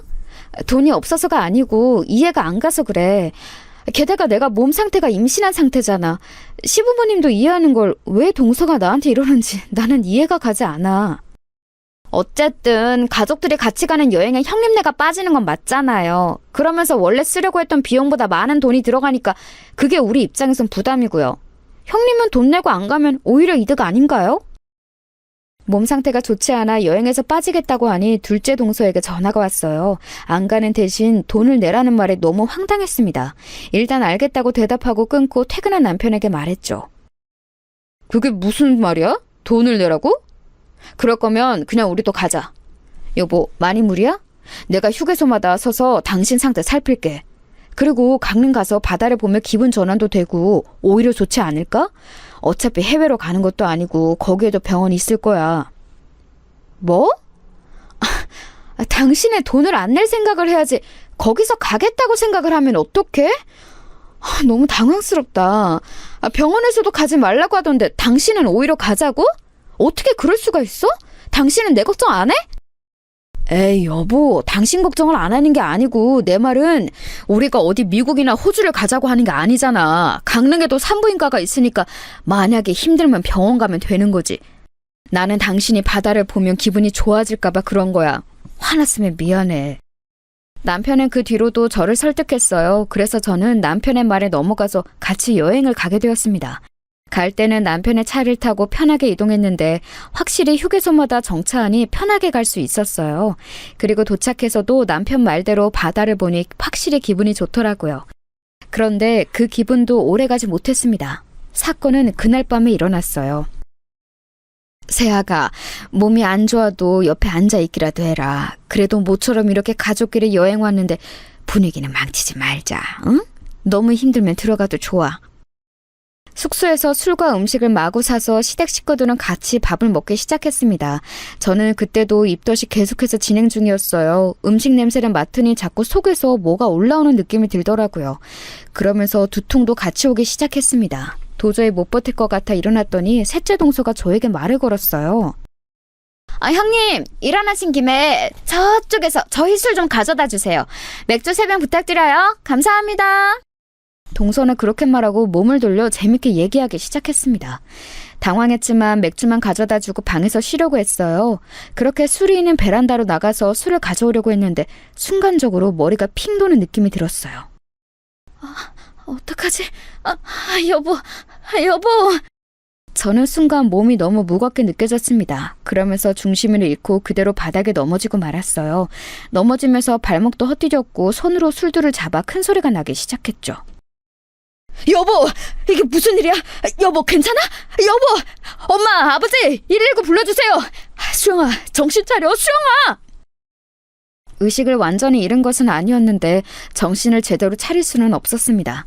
그렇게 119가 와서 병원에 실려가게 되었죠.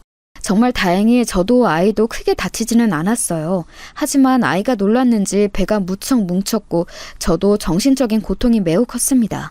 발목도 분슬러지고 넘어지며 허리와 골반이 삐어서 움직이기 힘들더라고요. 수술하거나 그럴 정도는 아니었는데 확실히 몸에 무리가 가긴 했습니다. 아니, 당신은 왜 형수님한테 술을 가져오라고 시켜서 이 사단을 만들어? 그냥 당신이 가져왔으면 되잖아. 형수님, 괜찮으세요? 임신한 몸인데. 괜찮아요, 서방님. 걱정해 주셔서 감사합니다. 아기가 놀랐는지 태동이 조금 있지만 그래도 무리가 갈 정도는 아니에요. 동서, 나는 괜찮아. 미안해하지 않아도 돼. 동서 때문에 그런 거 아니야. 119에 실려간 거라 가족들이 저를 많이 걱정했어요. 딱 2명의 동서만 빼고요. 동서들은 쓰러져서 응급실에 누워있는 저를 가족들 몰래 째려보았죠. 너무 당황스러웠지만 최대한 모른 척을 했습니다. 시어머니도 그런저런 매우 걱정하셨어요. 아가 괜찮니? 그러게 너무 힘들면 여행 안 와도 된다고 했잖니. 아니 그렇다고 네 탓을 하는 건 전혀 아니란다. 앞으로 혹시 조금이라도 힘들면 제사랑 명절 때 오지 마. 응? 아기 낳고 네 몸이 우선이지. 시어머니의 배려 덕분에 저는 여름에 갔던 가족여행 이후로 제사에 참여하지 않았습니다. 물론 그 과정에서 동서들의 미움을 한 몸에 받게 되었죠. 동서들은 제가 일부러 꾀를 내어 가지 않는다고 생각했나 봐요. 게다가 강릉에서 다쳐서 응급실에 간 것도 일부러 한 거라고 생각하는 모습에 기가 찼습니다. 하지만 제 태교가 우선이니 일단 모른 척했어요. 강릉에서 돌아온 후에 시어머니는 저에게 따로 연락이 오셨어요. 처음에는 제 몸 상태에 대해 걱정하더니 바로 본론을 꺼내셨습니다. 그래서 지금 자금이 조금 부족해. 새아가 친정에 어떻게 부탁할 수는 없니? 이번 사업이 잘 되면 우리 가족이 돈 걱정 없이 살 수 있을 것 같아. 너희 시아버지랑 시동생들이 마지막으로 하는 사업이잖니. 며느리들도 같이 하는 사업이니 잘 될 일만 남았단다. 일단 저는 확실히 할 예정은 없어요. 곧 출산이고 다른 일에 신경 쓰고 싶지는 않아서요. 그리고 돈도 제가 부모님께 또 부탁드릴 수는 없을 것 같아요. 죄송해요. 저도 도와드리고 싶은데 함부로 그럴 수가 없는 상황이잖아요. 그래? 알겠다. 아쉽긴 하네. 이건 분명 되는 사업이고 우리는 가족이잖니. 가족이라는 건 이렇게 힘을 합쳐야 할 때 서로 돕는 게 가족이거든. 세아가 너는 그걸 아는 사람인 줄 알았는데 아닌가 보다. 알겠다. 말을 들어보니 시댁 식구들이 동서들도 합쳐서 다 유통사업을 시작했다고 하더라고요. 그러면서 시골에 있는 농작물이나 과일 등을 유통하는 걸 한다고 하던데 누가 봐도 우리 친정과 협업하면 시댁만 좋은 현상이었어요. 제가 살짝 봤더니 너무 허술했고 무엇보다 저는 진짜로 태교에 신경을 쓰고 싶었어요. 그래서 거절했더니 시어머니는 대놓고 아쉬워하셨습니다. 하지만 그렇다고 정 때문에 사업을 같이 하는 것은 말이 되지 않는다고 생각했죠. 자금을 원하길래 그것도 거절하고 저도 불편한 마음으로 있던 도중이었어요. 그러다 오늘 제가 제보한 사연에 절정이 되는 사건이 발생했어요. 명절이나 제사는 빠졌는데 문제는 시아버지의 생신이었습니다. 하필이며 그때가 또 시아버지의 환갑이었어요. 그래서 저도 시아버지의 환갑에는 무조건 참여할 생각이었습니다. 그런데 며칠 앞두고 둘째 동서에게 전화가 한 통 걸려왔어요.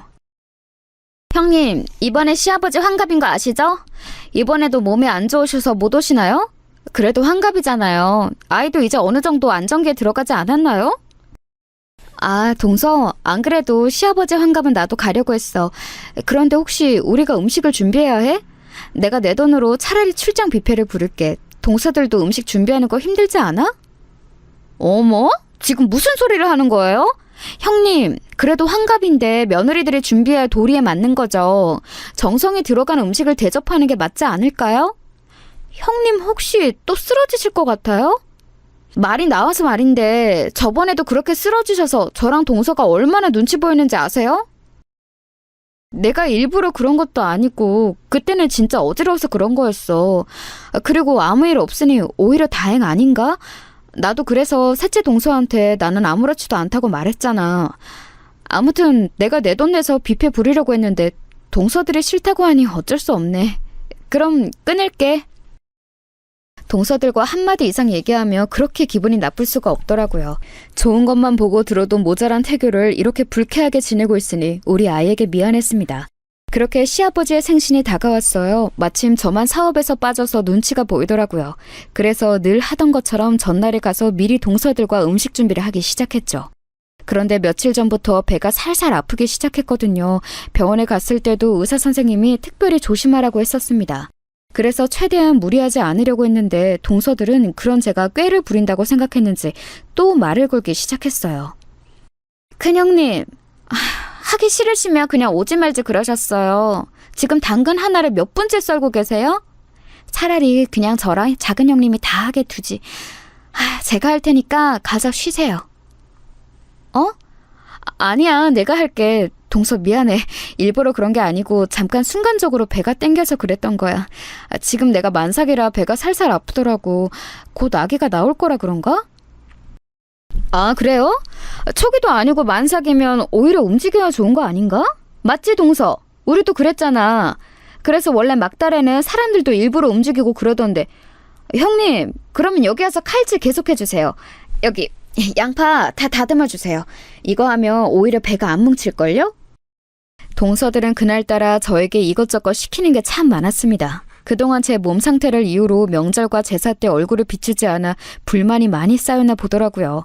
그래서 저도 일부러 더 보란듯이 몸을 움직였어요. 앓는 소리를 하기 싫었던 것도 있었고 미안한 마음도 있었거든요. 지금 생각하면 그러면 안 되는 거였습니다. 동서들은 계속해서 저에게 이거 해라 저거 해라 말이 많았어요. 시킨 대로 일하는 도중 머리가 핑 도는 느낌을 받았습니다. 이상하게 몸이 좋지 않았어요. 그러면서 배가 자꾸 아프더라고요. 순간 이건 무조건 진통이라는 느낌이 들었습니다. 친언니가 저에게 말하길 진통이면 딱 안다고 했었거든요. 이제까지 겪어본 적 없던 그 느낌이었습니다. 순간 악소리를 내며 저는 부엌 한 구석에 쓰러지고 말았어요. 식은땀이 비오듯 오기 시작했죠. 남편이나 시부모님을 부르고 싶었는데 하필이면 그때 집에 동서들과 저만 있었어요. 그래도 사람이 사람을 아무리 미워해도 이렇게 쓰러져 있으면 당연히 걱정하지 않나요? 인간 대 인간으로 길 가다 사람이 쓰러져도 돌아보는데 동서들은 제가 큰 소리를 내며 쓰러져도 제 쪽으로 오지 않았어요. 사람이 아파서 끙끙대는데 어떻게 그렇게 무시할 수 있는지 어마어마하더라고요. 동서! 제가 너무 고통스러워하며 동서들을 불렀는데 동서들은 듣고도 모른 척 하더라고요. 심지어 자기들끼리 뭐라고 했는지 아세요? 너무 충격적인 대화가 제 귀에 들렸습니다. 듣기 싫어. 전혀 또 꾀병 부리네. 진짜 뭘 저렇게 아프다고 난리야? 혼자만 임신해? 동서도 나도 출산 경험이 있는데 저러는 거 너무 꼴 보기 싫어. 왜 저러는 거야? 누가 보면 혼자만 임신했어. 저 정도는 아니지 않아? 그러니까요. 아니 적당히 해야지. 저번에도 저래놓고 온 가족이 응급실로 데려갔더니 아무 문제도 없었잖아요. 제가 그때 얼마나 눈치가 보이는지 몰라요.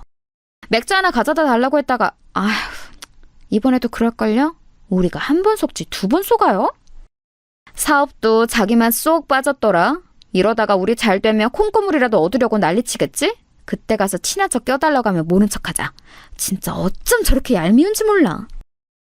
시골 출신 주제에 뭐가 그리 잘났다고 저러는지 이해가 안 간다니까요. 저렇게 쓰러져 놓고 또 응급실 데리고 가면 아무 이상 없다고 할 게 뻔해요. 그냥 무시하고 우린 계속 텔레비전이나 봐요. 저 대화를 듣는데 너무 속상하고 서러워서 눈물이 나왔어요. 그런데 진짜 이건 아무리 봐도 진통이 맞았습니다. 뼈가 으스러지는 기분이 들었거든요. 당장 병원에 가야 할 것 같았는데 동서들은 끝까지 저를 모른 척했어요. 부엌의 차가운 바닥에서 저는 그렇게 고통을 이기지 못하고 그대로 기절하게 되었습니다. 나중에 누가 저를 깨우는 느낌은 들었는데 도저히 눈이 떠지질 않더라고요. 눈을 떠보니 저는 병원에 누워 있었어요. 며칠이 지났는지도 모르겠더라고요. 제 손을 잡고 있던 엄마는 제가 눈을 뜨자 오열하기 시작하였습니다. 믿기지 않는 표정이었어요. 아이고, 수영아. 아이고, 내 새끼. 우리 딸 괜찮아? 엄마는 네가 죽는 줄 알았어. 아유, 내 새끼 사라져서 고마워. 우리 수영아. 엄마가 얼마나 걱정했는지 알아? 네 아버지는 밥도 못 먹고 잠도 못 자고 네 얼굴만 쓰다듬고 있었어. 오는 엄마 옆에는 아빠도 눈에 눈물이 맺힌 채로 저를 바라보고 있었습니다. 이게 무슨 상황인가 싶었는데 순간 제 배로 시선이 갔어요. 그런데 배가 심하게 훌쭉했습니다. 만삭이라 누워도 배가 볼록했었는데 누가 봐도 제 배는 평평했어요. 엄마, 내 아기는? 왜 내 배가 훌쭉해? 우리 아기 어디 있어?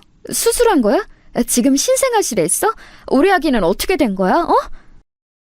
제가 묻는 말에 엄마와 아빠는 엉엉 울며 대답하지 못하셨어요. 답답한 마음에 소리치자 간호사가 제가 누워있는 병실로 들어왔습니다. 그러면서 의사가 잠시 후에 들어왔고 저는 청천벽력의 소식을 듣게 되었어요. 저 환자분 충격이 크시겠지만 사실을 알려드려 해서요. 환자분이 쓰러지면서 뱃속의 태아는 그대로 사산했습니다. 진통을 느끼셨을 때 바로 병원으로 오시라고 제가 그렇게 말씀을 드렸는데 너무 안타까워요. 아이는 하늘로 보내주었습니다. 환자분도 상태가 심하게 안 좋았는데 기적적으로 살아나셨어요. 앞으로 며칠 더 입원하시고 회복 잘하시길 바랍니다. 여러분, 너무 충격이 크면 아무 말도 나오지 않는다는 것을 아세요? 저는 의사의 말에 머리가 울리면 눈물도 나오지 않았습니다. 처음에는 믿기지 않았어요. 그래서 계속 멍하게 있다 며칠이 지나니 현실로 돌아오더라고요. 그 뒤로는 마치 제 눈이 수도꼭지가 된 것처럼 눈물이 나왔습니다. 그래서 누가 건들기만 해도, 아니 건들지 않아도 눈물이 계속 나왔어요. 여보, 나도 충격이 크다. 우리한테 이런 일이 일어나다니 어떻게 이럴 수가 있지? 당신을 발견한 게 우리 엄마야. 엄마도 너무 충격이 크셔. 마음 잘 추스르고 다시 기회를 노리던지 하자. 뭐? 기회? 나는 지금 우리 아기를 잃고 제정신이 아니야. 무슨 기회? 이렇게 다시 기회를 가져도 또라이 같은 너희 집안에서 내가 정상적으로 출산할 수 있을까? 어? 내가 어쩌다 그렇게 정신을 잃었는지 알아? 뭐? 또라이? 지금 당신 너무 말이 심한 거 아니야? 그래도 어떻게 시댁을 그렇게 말해? 우리 엄마 아니었으면 당신도 지금 하늘로 가 있을 수도 있다고. 지금 힘든 거 충분히 이해해. 하지만 이거 심하잖아. 차라리 하늘로 보내지 그랬어. 죽게 냅두지. 왜 살려? 우리 아이가 없으면 나는 죽은 거나 다름없다고. 그리고 진통으로 쓰러진 사람을 방치하는 게 또라이가 아니면 뭔데? 뭐냐고! 당신 재수씨들 그년들 미친년들이야. 내가 아무리 미워도 그렇게 고통으로 몸부림치는 사람을 무시해? 어? 저는 남편에게 미친 듯이 화를 내기 시작했어요. 남편은 처음 듣는 소리인지 매우 당황하더라고요. 지금 그게 무슨 소리야? 자세히 말해봐. 재수씨들이 당신이 쓰러졌는데 모른 척했다고? 난 전혀 몰랐어. 엄마가 급하게 전화해서 들은 게 다야. 됐어. 나는 당신네 집안 식구들 한 명도 얼굴 보기 싫어. 우리 이혼하자. 나 도저히 당신하고 엮이기가 싫어. 그렇게 효도 좋아하는 당신은 혼자 효도하면서 살아. 내가 이제껏 아기 때문에 참고 참았는데 이제는 안 돼. 이혼해. 이러다 나 정신병 걸려서 죽을 것 같아. 제가 악을 쓰며 소리치자 친정엄마가 복도에서 병실로 들어왔어요. 저는 엄마에게 그동안 있었던 모든 일을 내뱉기 시작했습니다.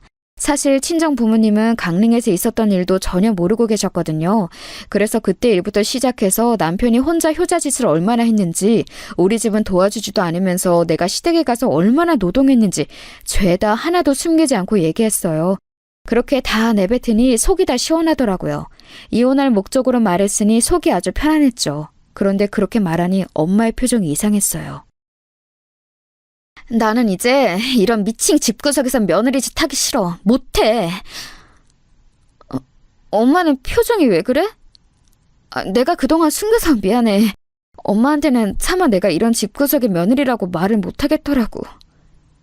나는 내 새끼가 이런 짓을 당하는지도 모르고 사돈이 돈을 요구하며 그대로 주고 있었어.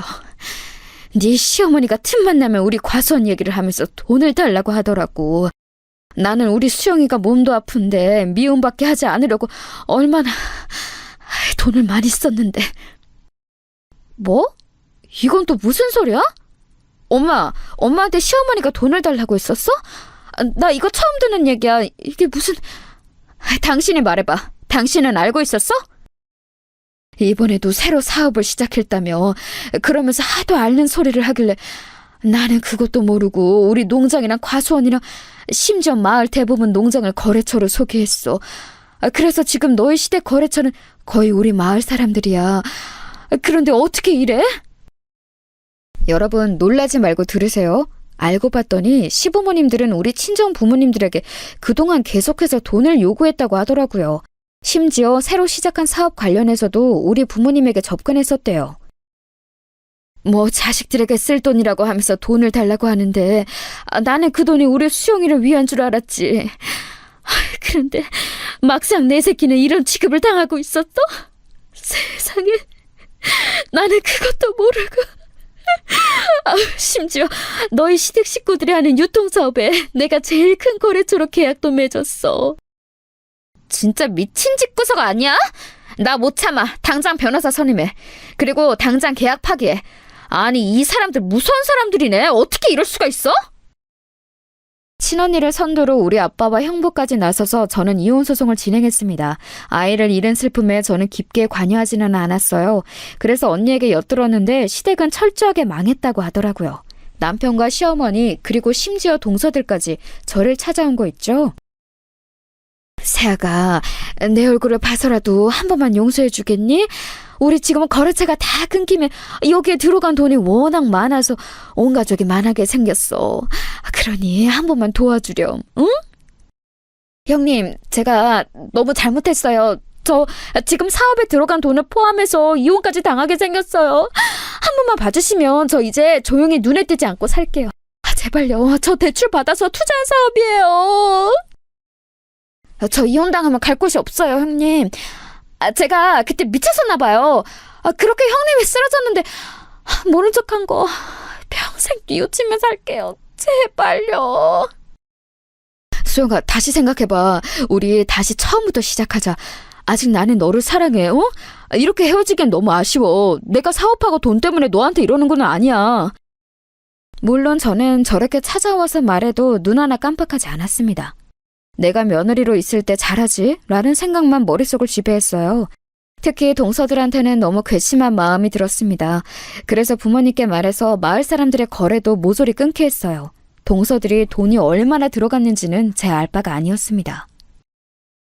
그래, 잘 됐어. 이제 그냥 혼자 부모님하고 이렇게 시골에서 살아. 너 몸도 안 좋아서 괜히 임신했다가 아기 낳았으면 평생 힘들었을 거야. 그렇게 아기가 좋으면 언니 아기도 있잖아. 조카들 보면서 미안 삼아. 알겠지? 맞아. 육아가 애들 장난도 아니고 나는 그냥 조카들 보면서 만족하려고. 나도 이렇게 시골에서 마음 편하게 사는 게 최고라고 느껴져. 엄마랑 아빠 모시면서 살아야지. 그 미친 집에서 며느리로 계속 살았으면 나는 도저히 못 버텼을 것 같아. 이렇게 저는 저 미친 집안과 연을 끊게 되었습니다. 알터니가 빠진 것처럼 통쾌했어요. 여기까지가 제가 준비한 사연입니다. 재밌게 들으셨나요? 저는 지금 그래서 부모님 댁으로 내려와 살고 있어요. 다시 시골로 오니까 몸도 마음도 얼마나 편한지 모릅니다. 아마 평생 이렇게 부모님과 살 것 같아요. 저는 현재 무척 만족하고 있답니다. 제 사연 들어주셔서 정말 감사합니다.